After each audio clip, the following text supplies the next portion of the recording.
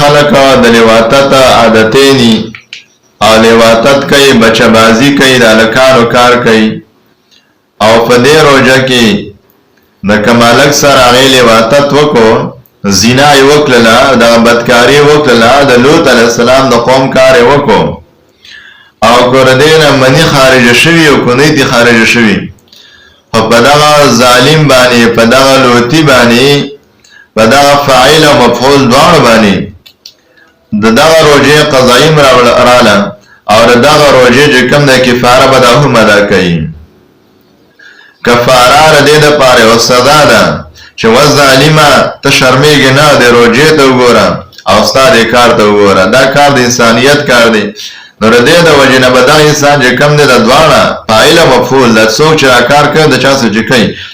دا دواړه به د روژې کفاره هم ورکوي او دواړه به دغه ورځې قضایي هم راوړي او د دې دپاره سزا دا ده چې شریعت د دې دپاره سزا نه ده مقرر کړي د زناکار دپاره چې څوک د جنۍ سره زنا وکړي د هغې دپاره سزا شریعت مقرر کړې په دنیا کې لیکن د دې سزا الله تعالی آخرت ته پرېښودې ده چې دې له به زه په خپله باندې سزا ورکوم چې څوک په روژه کې لواتت کوي نو دې خلکو له به الله تبارک وتعالی په خپل لاس باندې سزا ورکوي نو هغه خلکو چې کوم د هلکانو شوقمند یاستئ او کوم بچهبازي کوئ او کوم په دغه بیمارو پسې په دغه بیمارو باندې اخته خلک یاستئ